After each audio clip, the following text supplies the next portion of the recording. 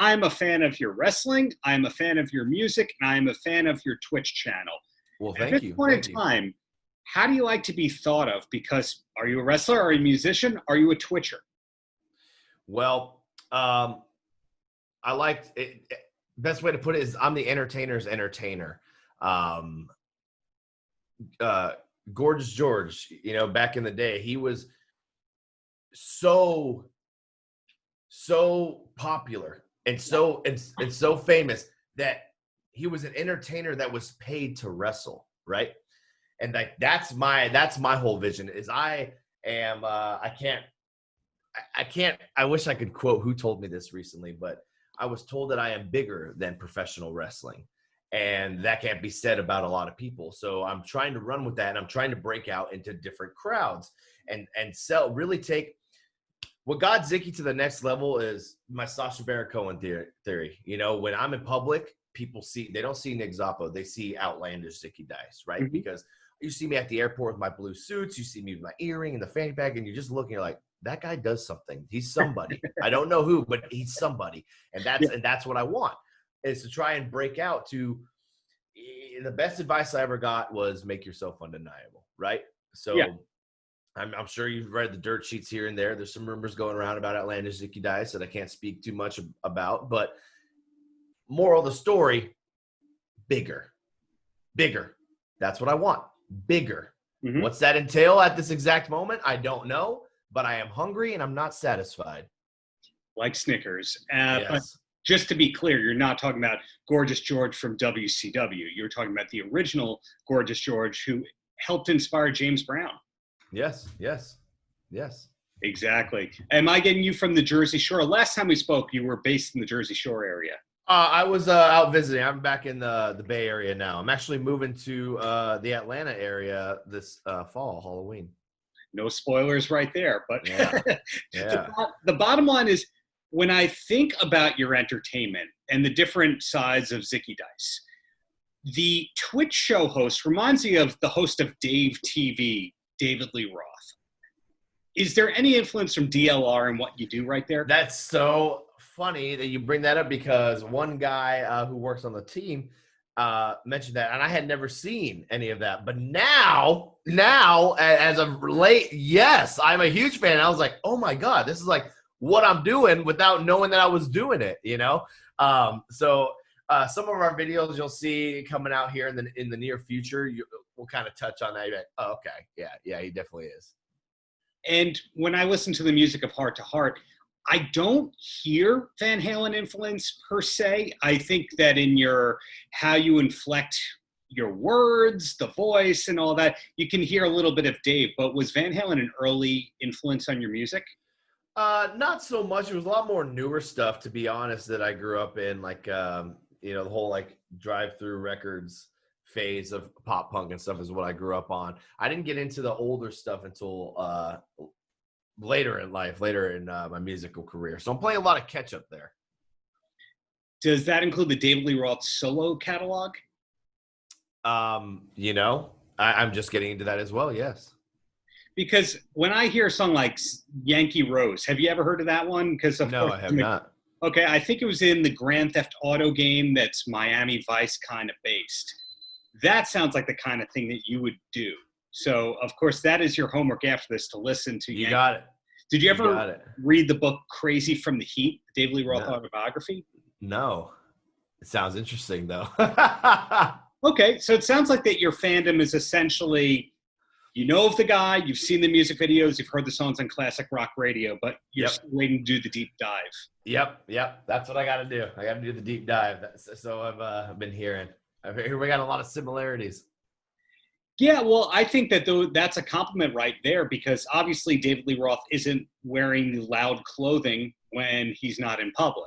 Mm-hmm. Did you happen to see, and totally normal if you didn't, the New York Times piece on him a couple of weeks ago? No, I did not. It's about how he reinvented himself as a painter, because he's quarantined like everybody else, that he has been doing comics and painting, and that's where he sees himself. So interesting. Where I would relate that to you is you had to kind of adapt yourself, because Most states of the U.S. are not allowing wrestling right now. Most people are not looking to take that risk to go to Florida or something like that. When was it that you kind of realized, hey, I got to do Twitch. I got to do something else besides wrestling and music right now? Well, the term we've been using is pivot. I've learned a lot of us have had to make a pivot during this time. And believe it or not, it was Thunder Rosa before quarantine reached out to me. She's like, look, you got to be on YouTube, or you got to do something. She's like, you have so much content. It's just, yeah, you got your Instagram and Twitter, but you need something else. And I was like, okay, maybe I'll start pushing the YouTube channel or something like that. It was at that time that I was approached by a Twitch representative, and I started working. I signed a deal with Twitch. So I had never streamed before or gotten into that world. And 3 months ago, I didn't know a single thing about Twitch. And now I'm still learning, but I'm addicted to it. And Twitch is it's great. It's live interaction. We're pushing, ZDTV, which is completely different than most other streams you see. I don't do much gaming, a little bit of retro gaming if I do, but really trying to bring different experiences. We're working on a dating show right now. Zicky Dice, outrageous Zicky Dice is a Zicky Dice puppet that I have that's going to have his own show. Fanny Pack Fridays, we're introducing a little bit of, I look at it as a little bit of Jimmy Kimmel meets, I don't know, maybe The Man Show meets Tom Green, meets Jackass, meets music, meets wrestling. That's what we're really trying to bring here, and something completely different to Twitch. Yeah, I know it was your persona that first made people take notice of you when you were just singing for Heart to Heart. But were talk shows or stand-up, was that an early consideration for you in terms of a career path? No, not at all. No, not at all. I just know that was given a gift of talking, and I do it damn well. So I was like, hey, let's just roll with this. And we're still trying to figure out what we're doing with the show. But, stand-up had crossed my mind once upon a time. But I'm so busy with everything else, with music and wrestling, and trying to push the Outlandish Zicky Dice brand as a whole, that it's hard to stay focused. But my mind is like, if you have everything under control, you're not moving fast enough. So I don't have everything under control, which is good. I just keep going. Trying to find the next video or segment or show or something that's going to help me get to that next level that I want to be at. Yeah, if I can project a little bit I'm not you. I don't live with you. I don't know you aside from a handful of interviews. But from what I gather, when wrestling was the full-time focus or the semi-full-time, because you were still juggling the band, it was kind of like you'll write 12 songs every 3 years that come out. You'll wrestle, handful of times a month because you might tape a couple of shows in one day, and you might have a couple of tweets, and that's the creative output. That's the totality of the whole thing. Now you're kind of all Zicky all the time, creating every single day. Yes. Content. We live in a fast world, they have 15-second attention spans, hopefully most of them. And once you're off the feed, that's it, out of sight, out of mind. So I try and stay relevant. I have top-notch production. No one can touch my production team. We've got personal jingles. We got hot editing, everything you see is I'm releasing the best because I set myself to a certain standard, and I want I don't know, people that went to Black and Brave Wrestling Academy or other wrestlers that see my grind and hustle, try and be the new model for them. Like, you got to work hard. And I'm nowhere near where I want to be, but right. I just know that I have to keep creating, and you can't slow down. So I'm not going to take no for an answer. I'm just going to keep busting my ass, and we'll see what happens. Is it top secret who's on your production team, or are you allowed to give them public credit and a face to what they do? Sure, yeah. I got a guy named Scooch from 1134 Films who helps out Zicky Dice a lot. I got Cam Warner from Canvas Design Company, does a lot of my graphic work. Evil Robot Chris does a lot of personal jingles and helps with some creative and production behind the scenes. And also the Indie Connection helps out a lot. So this is my wheel. I've also got this guy, Otherworld Rio, who does animations and editing as well. So this is my wheel that I've built over the years. And this wheel is ZDTV and an extension of Outlandish Zicky Dice. There's a few others that I can't name that are behind scenes on things and dabbling a little bit. But just believe me when I say bigger is is the motive. Yeah, it's very interesting that you went straight to the video and Twitch thing without jumping over from podcasts. A lot of people have to build that audience from podcasts, which you obviously had from music and wrestling. How did you know to just go straight to Twitch? Because as you said, you didn't really know about it a couple months ago. I did a podcast a while back when Heart to Heart was touring, Rolling the Dice with Zicky Dice a while back. And yeah, podcast is great, but I don't need guests most of the time. And I'm so animated and I've got a distinct look that I might as well share that with the Twitch community. And that's the thing is we're not just I'm not trying to branch out to, I don't even want the wrestling crowd of Twitch, to be honest with you. I want the Twitch community as a whole. I feel that I can sell the character and Outlandish Zicky Dice to more than just wrestling fans, and then from there pull them into wrestling. And you're not the only active musician who's a full-time or semi-full-time wrestler. We have Andy from Every Time I Die, who's killing it right now on television and all that. And I would bet that 90% of the people who watch AEW have no idea that he's the guy from Every Time I Die. Yep. Do you find with yourself that a lot of the people don't know that Zicky Dice is the singer of the band? Oh, absolutely. A lot of people probably don't even know that I'm a wrestler. I know that's came across Twitch recently. I've seen that pop up like, oh, you're a wrestler as well. They have no idea, but that's why I'm the Swiss Army knife of entertainment. Got multiple talents.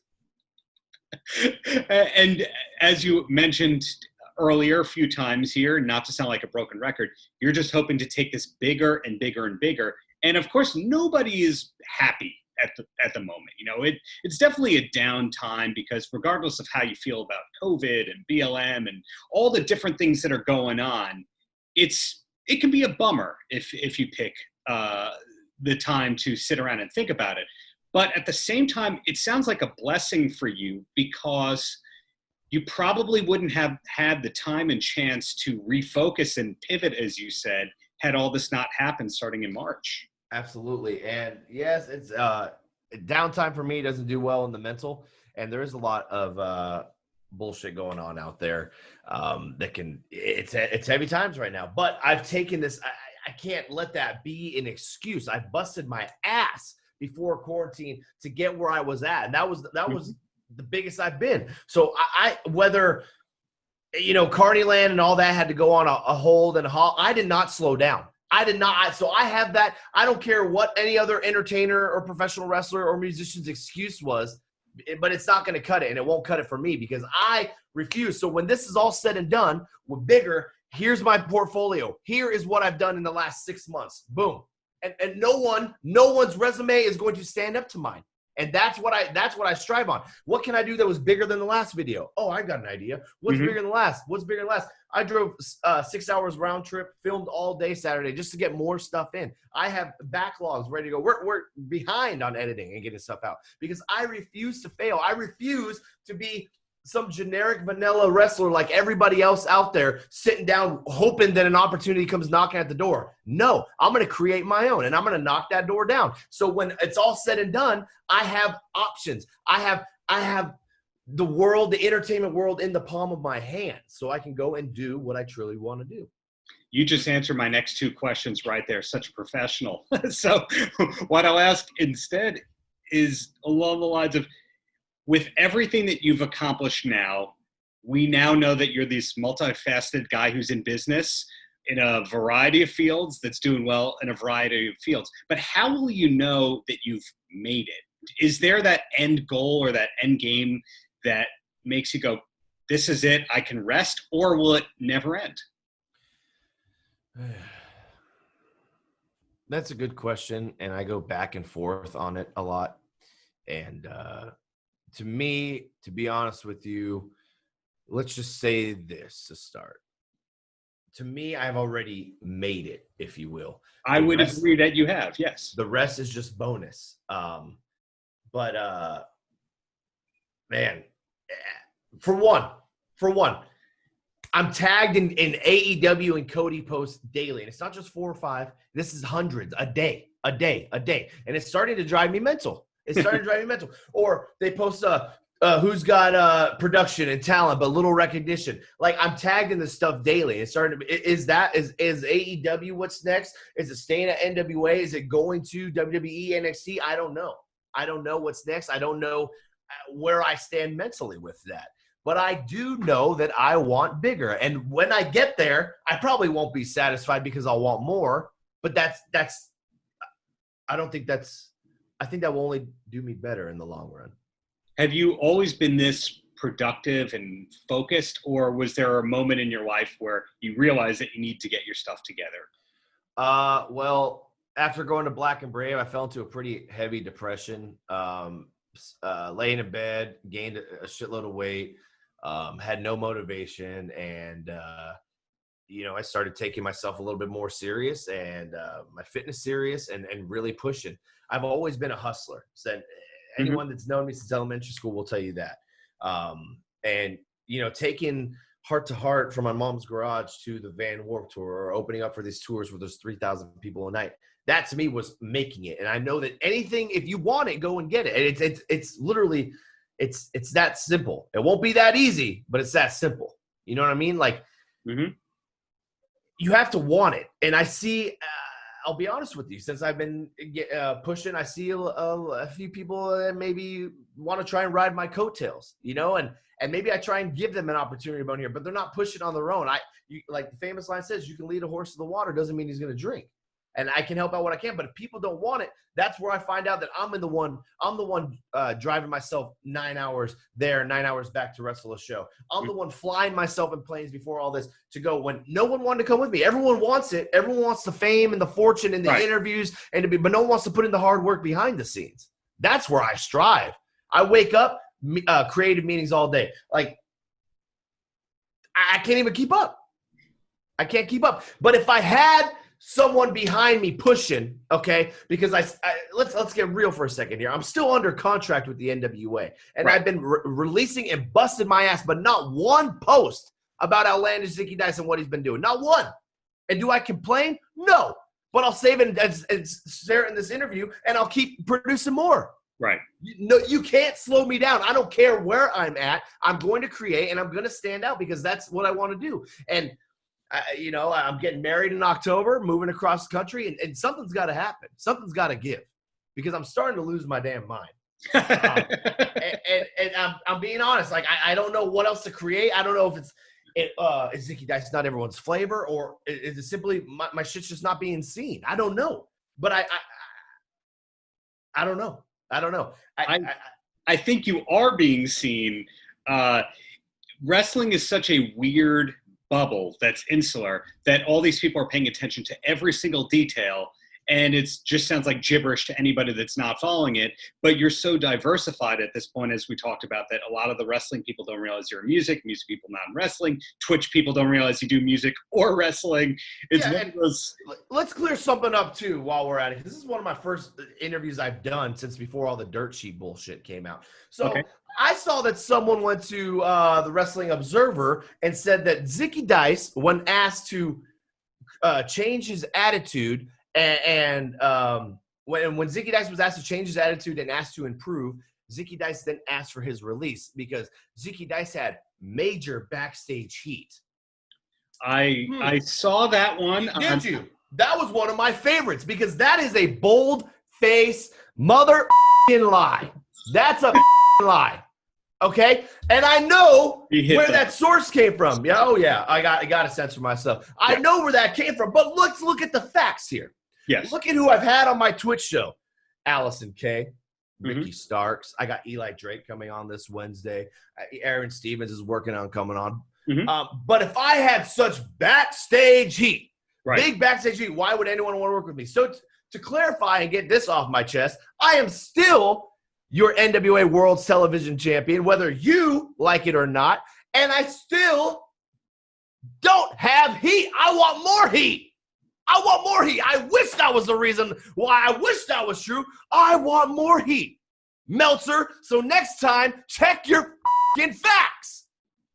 Or just you just mentioned a name that I'm a big fan of as well. Since leaving NWA, it looks like you're friends again, you and Ricky Starks. A fun fact that I learned about Ricky from Ricky is that he's a big yacht rock guy. Are you a yacht rock guy? I am not. Ricky is into some weird stuff. Ricky, have you seen we did What's in the Fanny Pack together, released an antique store video. He flew up to hang out. Love Ricky. Proud of Ricky, what he's doing. He likes some weird stuff. Dude surprises me all the time. Absolutely. Well, I think it's one of those things where you have to judge people based on how they treat you and not just read the dirt sheets per se. In our 2-3 interviews together, you've been nothing but a pleasure. You've been on time, cooperative. There was no list of questions of don't ask about this, this, and this, which other organizations and people have given to me as a writer. Nicest Weird. business, possibly. Weird. That is so weird to hear you say that, because these dirt sheets, and people are so quick to judge. But you know what? Having my name's in the headlines, I don't care what they say about me. I don't care. And I know where that article came from. I do. And I'm not going to throw him under the bus because he's got his own issues going on right now. But I know, and all I got to do is continue to work hard because I'm doing the right thing. So if I've got heat, if you don't like Zicky Dice, shit, I don't care. Because I'm going to keep creating, and I'm going to pass you up and wave to you goodbye. Yeah. Well, hopefully I will continue to be on that accepted trail of believers and all that. Of course. Yes, of course. You were there. And it's I don't know. It's nice to get this off my chest because, like you said, I've been wrapped up in so much. And if I stopped every time I heard someone talk bad about me or say that I was going to fall face first in this business, I would have been done a long time ago. So, well, you happen to pick maybe the 2 biggest industries based on appearance, comment boards, criticism from internet message board people and fanboys and social media. You happen to pick the 2 that also were the most affected by COVID at the same time. Gotta love the circus, right? Step right up, win a prize. Exactly. So since you've been so generous with time, I'll ask you the closer, and that's any last words for the kids. Yes. I encourage you, if you've never been to Twitch, head to twitch.tv/Zicky Dice. I am live almost 5 to 6 days a week, entertaining the masses. And if that's not enough, you can head to ZickyDice.com, or you can head to ProWrestlingTees.com/Zicky Dice for all your merchandise needs. And if you feel like following this outlandish journey I call life, at Zicky Dice on every piece of social media out there. And actually, I've never asked this. What is the name of the Zicky Dice fan base? Are they Zickomaniacs? The Disciples. The Disciples. From a disciple to a dice man, like dice. Father of the Dice or something. I don't know. We're still Father of the that Dice. Part. Don't worry. I don't know. Something like that. Keep up the great work you're doing on all the ends. You're doing it. Thank you so much for your time, Zicky. Thank you for having me. Appreciate it. You take care. Likewise. Take care. Paltrocast.